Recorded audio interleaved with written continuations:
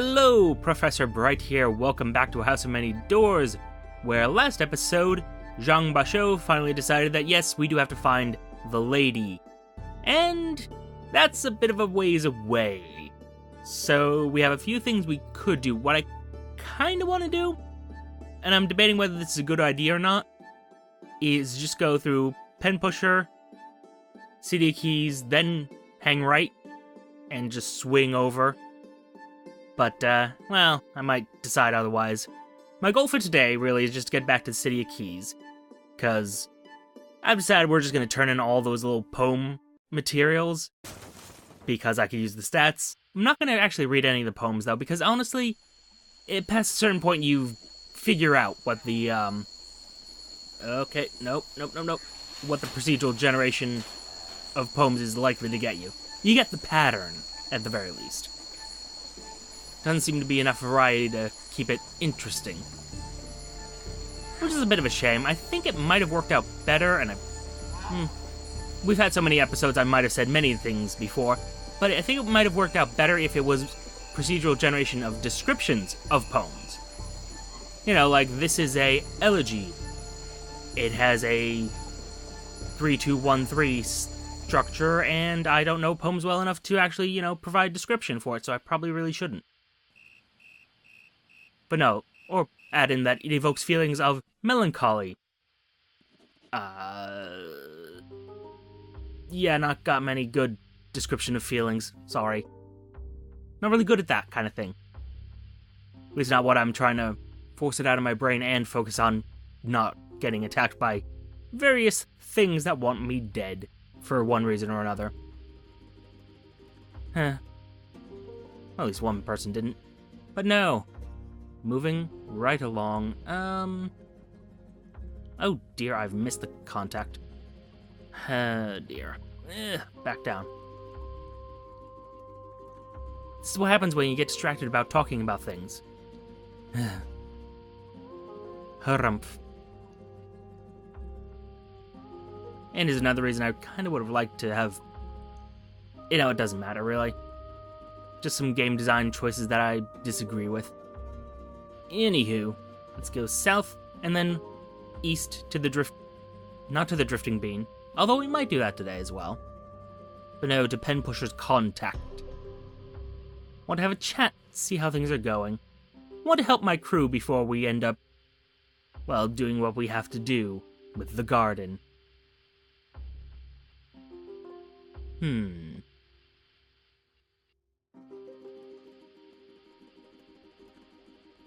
Ooh, speaking of, well... I'm debating if it's worth it to visit some more places, but regardless, gather our news first. No, that's just options because of my items, which I feel like should have a different tab here, but whatever. Penpusher is eager to meet the exiled Hammerhead. Penpusher's contact is instantly recognizable, an 8-foot hammerhead Karchar sitting at the bar, tiny eyes separated by a long wedge of brown flesh. There's a certain straight-backed pomposity to his bearing, the kind of confidence that congeals around the wealthy and well-bred. The tankard of cider hovers in the air next to him, as though sitting on an invisible table. He could simply use the bar, of course. He must be showing off for your benefit. This is Aethling. Aethling? Gushes Penpusher. The one good hammerhead left. Charmed, I'm sure, shakes his hand. There's a rot at the heart of the kelp fortress, drawls Aethling. His voice is a bass rumble from somewhere in his midriff. The other hammerheads have lost all interest in serving our faraway queen. If we could remind them of their queen's awful abyssal will, we could return to the fortress. He dips his head to Penpusher, and with her mandate we could do anything, even teach them to read. What do you need? What do you need Penpusher for, exactly? I need someone who can read books on summoning, rumbles Aethling. You and I, Penpusher, can summon the Salt Cove Queen into the house, restore the old monarchy to the Karchar as the gods of our old world intended. Penpusher claps his hands in delight. And then she can teach them to read. I must drop a list of recommended texts. That is a terrible idea. Yes, it's Penpusher's gushing optimism crashes miserably to a halt. Oh, sorry, for a moment I thought you said it was a good idea. But you said terrible, didn't you? Oh. He pauses. Why? Because she is an entity literally called the Apocalypse Mother, the hunger that breeds.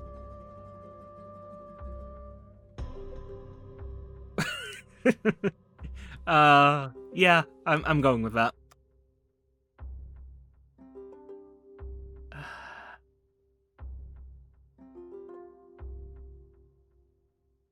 Penpusher adjusts his spectacles mournfully.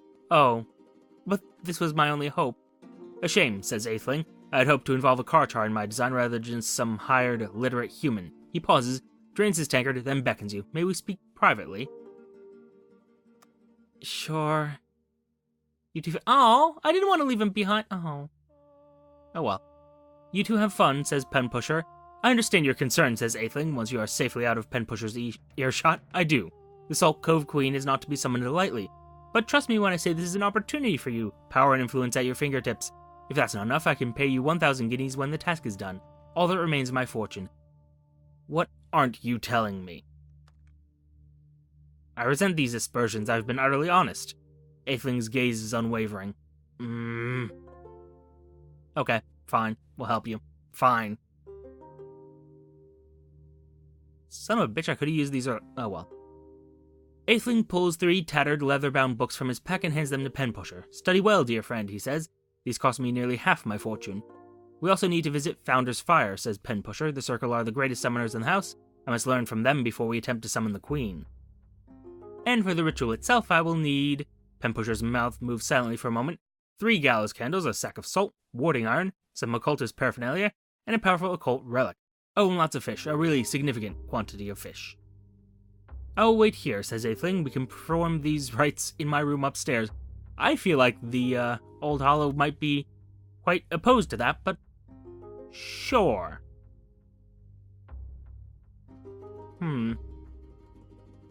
What's at the market?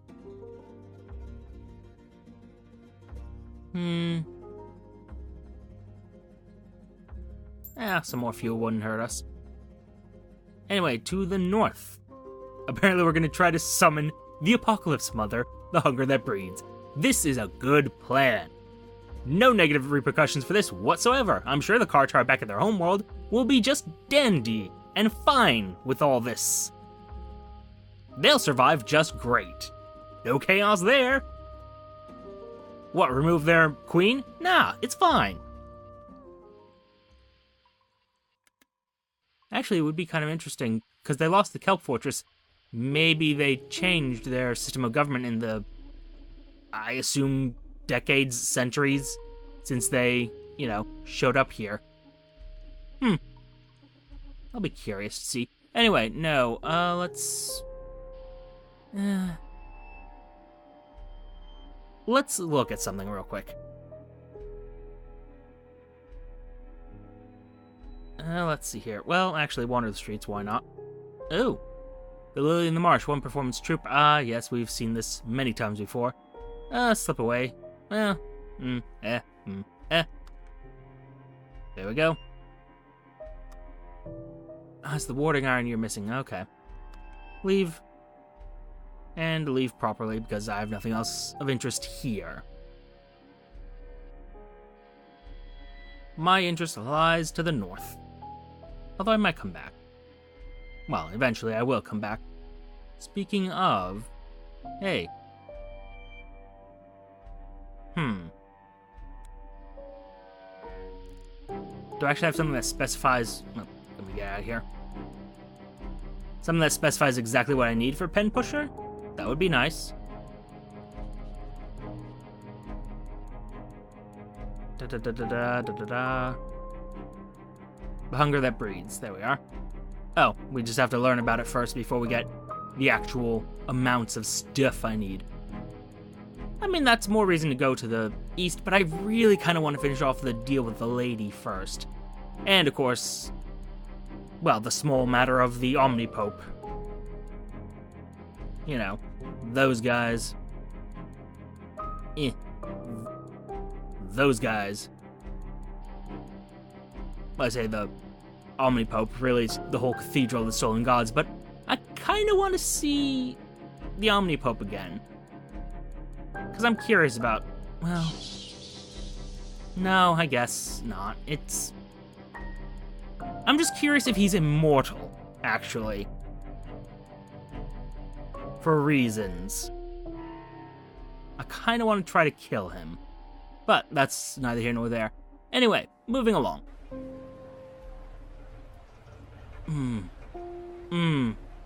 So tempting, though.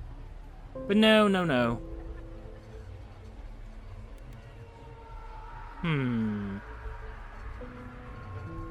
I do have a lot of these. Let's just hand over some historical curios and see how far towards complete we can get. We're at 58. 63%. That's not great. What else do I have? Newfound species dead? Sure. 66%. Biological anomaly? I mean, I could donate the corpse of a god. And I do have this deiform scab mounted that. Realistically, I don't think I'm going to be able to get enough to make into armor, but I kind of want to. I'm curious. What the heck? Let's see. Should be somewhere around here. The lump of deiform scab matter is a hideous thing, a twisted knot of Scorthidion's ancient blood. When you look upon it too long, you feel a cold pit open in your stomach. Is this blasphemy?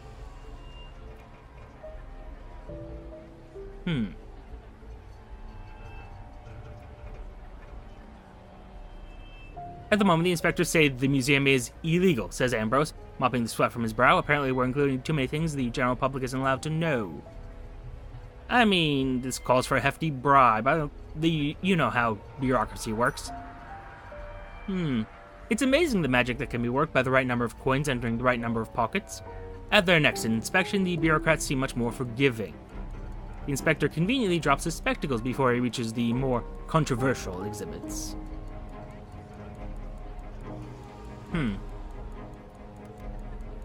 Still illegal, though.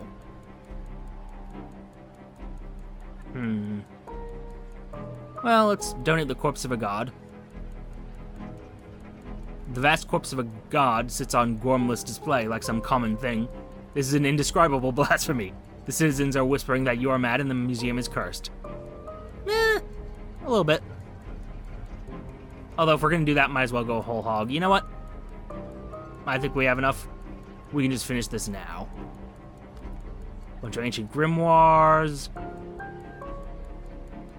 I need an occult relic, so I'm keeping those. Why not another blood-soaked monolith? Always good to have a few. And, Balls of darkness. Everybody likes darkness, right? At the moment, the inspectors say the museum is wantonly illegal, says Ambrose, mopping the sweat from his brow. If we try to open now, we'll all end up in Kennedy Yard. Bribery! More bribery. Flagrantly illegal. Oh man, this is expensive as hell. Bordering on unacceptable. Okay. So, good news. We have enough exhibits, declares Ambrose. If we pass inspection, we're ready to open. What are your opinions? From an academic perspective, these exhibits are priceless, says Ambrose. You'll go down in history as the greatest explorer and archaeologist who ever lived, and I like to think I'll get a footnote. Unfortunately, the exhibits themselves are rather unpleasant, he says. With obvious pride, Elga declares the museum ghoulish. It excites the dark corners of the mind. And it will pass, so you know what? Well, it's not exactly what I planned on doing today. We have enough exhibits, declares Ambrose. If we pass inspection, we're ready to open. We can delay the opening if you desire, of course, murmurs Elga. We've amassed an astonishing collection thanks to you, says Ambrose, beaming. I'm sure our creditors, customers, will be delighted. I've taken the liberty of arranging for the museum's grand opening. The highest of high society will be in attendance, perhaps even the governor. Ooh. Yeah, hold Like, I don't want to actually collect exhibits, but I kind of want to just... One moment. How do I get out of this? Leave. Yeah. What? As you leave the museum, the old woman is nowhere to be seen, but words have been carved deep into the brick. "Burn it," reads the scratched note. "Burn it before it wakes." There are bloodstains and strips of skin on the deep scratched brick. Did she use her fingernails? Weird, that. Yes, before we do any of that, though, I want to get as many little, what are they called? Apprehensions, there we are. And just upgrade myself as much as possible. And what else do I have? I have this. Kind of feel guilty I'm not reading these, but I'm sorry, they just lost my interest. Nothing for it. Ooh. Ooh. Write an action-packed adventure anthology. Burst of adrenaline on cheap paper, a surefire crowd pleaser. Yeah, why not? You draw on truths and half-truths from your own exciting past, and turn out a collection of short stories that really pump the blood. You spend several days choosing a title which your publisher discards immediately, preferring a more literal and less literary approach. Soon, copies of thrilling yarns, the true stories of adventure, audacity, and absurdity are selling from bookstalls all over the city. Your publisher takes the lion's share, of course, but you still manage to make a tidy little sum. Fair enough, I have a penny dreadful apparently now. Literary contacts and critics are disdainful, but you receive floods of genuinely touching letters from your readers. Aww. That's adorable.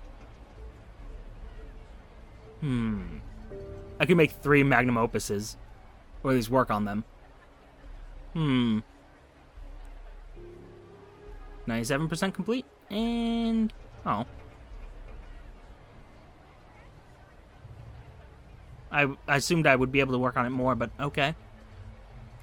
We'll write a bunch of poems, why not? Mischievous satire. More satire. I'll be back with you guys in just a moment. Okay, so... having done that, and dropped off our passenger, which is really the reason we came here in the first place, but, minor detail that.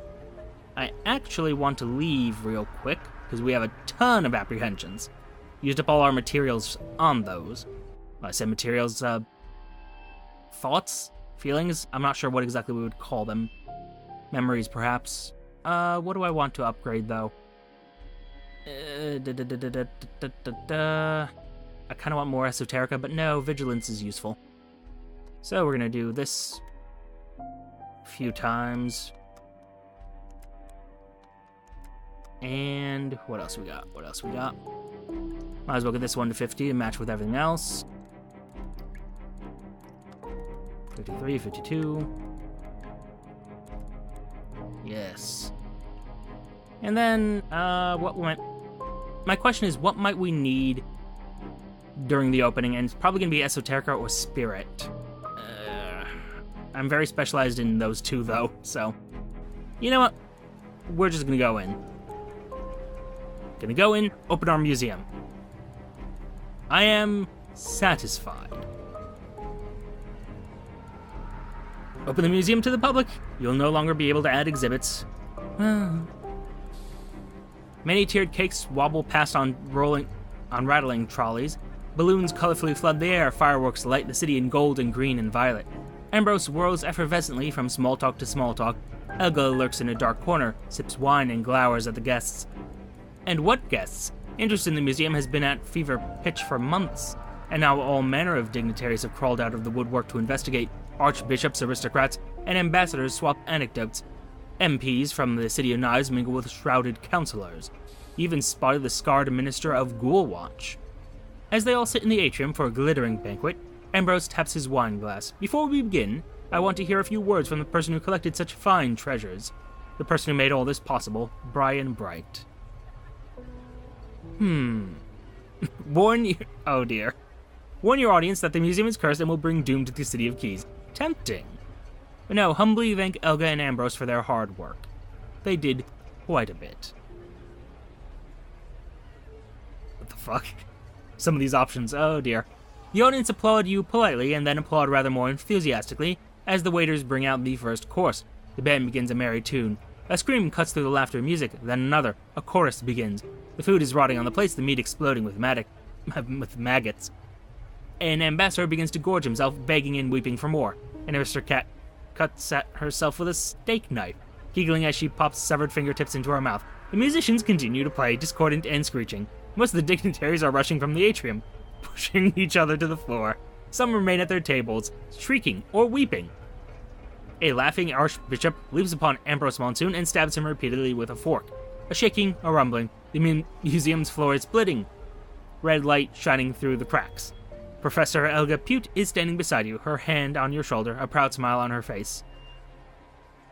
Cackle like a demon as the world falls apart. Yep. Yes. You roar with laughter, the ground cracking beneath your feet. Even Elga looks shocked. She steps back in mingled admiration and fear. The rest lives on in only half-recalled images. An exhibit has kidnapped Ambrose. It traps him screaming inside a glass case. Those few souls unlucky or foolish enough to stay behind are chanting, singing, holding hands. The walls buckle and fly inwards. When you wake up, the Museum of Unnatural Curiosity is gone. Not collapsed, not ruined, but entirely gone, leaving nothing but a square of abandoned ground. Many of the guests are injured or dead, lying in broken, bloody heaps, but only Ambrose and Elga remain unaccounted for. I'm the curator of the Wandering Museum. Well then. I've destabilized the City of Keys and ruined my reputation. Perhaps we should leave the City of Keys for a few weeks. It'll be a while before the furor around this dies down. The governor's men will start arresting people before the day is out. Well then. Hey, where do you want to go, buddy? Gandala? Sounds fun. Let's leave. Bye. Going somewhere else, because we screwed up something.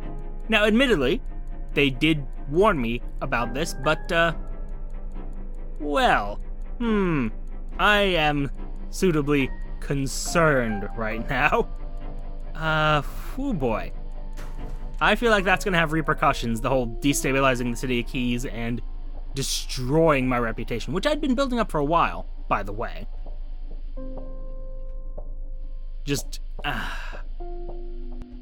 I feel like I'm not going to get income for that either. I was promised some passive income for all the things I put in there, just because what? I put a few too many gods and arcane codexes and, you know, the museum came alive and ate people. Just because of that? I feel like I've been unnecessarily punished for something I could not have predicted would have gone terribly. Such a shame. I think we're just gonna make a quick stop at the City of Knives, just to get out of the City of Keys, because, yeah, getting away from there sounds like a great idea right about now. For one reason or another. Didn't even turn on my news. Such a shame. But that can be for the future. For now, thank you for your time. Note the like, comment, and subscribe buttons below. Use them responsibly. And I will see you all soon. Bye-bye.